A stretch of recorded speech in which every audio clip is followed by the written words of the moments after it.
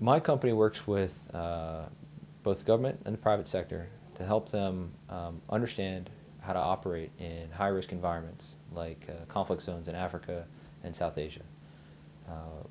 Effectively, what we do is provide them with the research and understanding of the conflict dynamics, the area, and how that affects their operations and their achievable objectives. So for the private sector in particular, that is, how do you operate profitably in conflict zones like the Niger Delta, like southern Somalia? What are the key stakeholders? And more importantly, how do you manage the situation in such a way, how do you structure your business model? How do you engage with local audiences to ensure to perhaps manage the conflict in a way that's supportive of your objectives? Take the oil and gas sector as a prime example.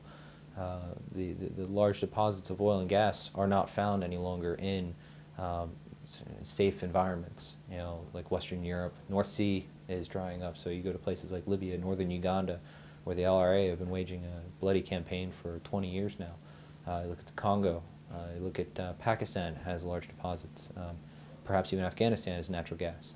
So yes, you see, in that sector in particular, moving to third world countries where conflict is a little bit more important. You also have issues like political risk, corruption in particular.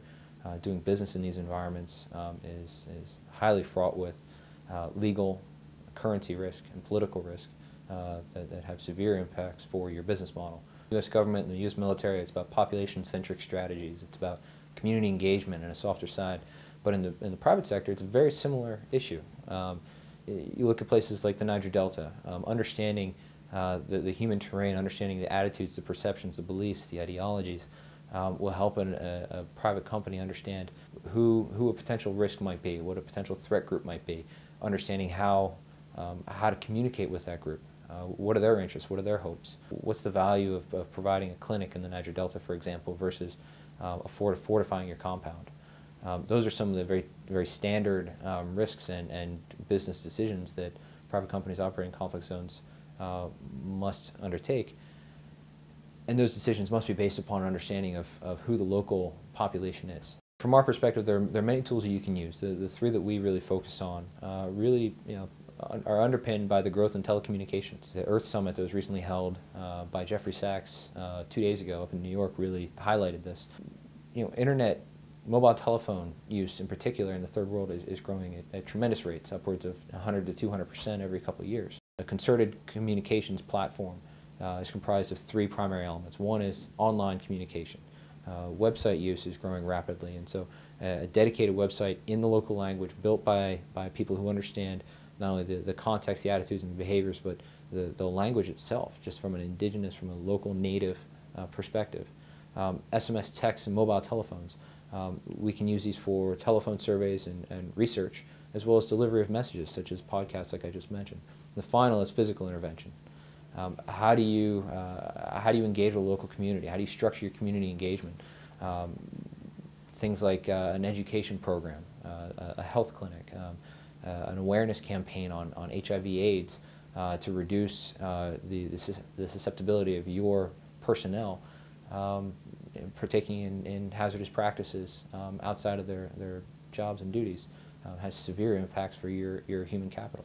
Our basic understanding is to put together teams principally comprised of two areas. One is subject matter experts on things like communication strategies, on community engagement methodologies, on conflict analysis, and the other primary component are folks from the local native environment. So if I'm doing a research project on southern Somalia, I'll hire someone, and I do have people on staff from Somalia who understand, how do I take a very complex marketing strategy developed here in Washington, D.C. and tailor it to application in southern Somalia. The research side of it must be backed up then, of course, with work on the ground. So, the work cannot be done behind a desk in Washington, D.C. You need to send key components of your team forward to the area to interview people, conduct surveys, to understand the information pathways. How do people engage with you, your company, your brand?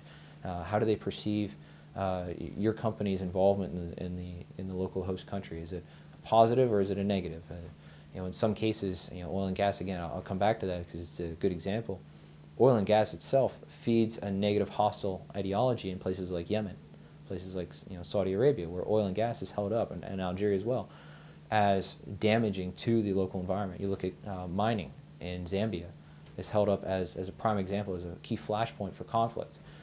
There's several Western companies operating in Zambia who therefore need to structure their engagement with that country and with the local population, their hiring practices, their employee benefits, the taxes they pay to the government, the way that the land is used, how they dispose of waste. That business model is going to look very different from the United States as well as Zambia than the way you communicate that. You must engage, you must communicate, otherwise you run the risk of there being a communications gap. Security and insurance are probably the two biggest operational risks. Other risks include perception, the fact that we're Americans in many cases showing up and doing work.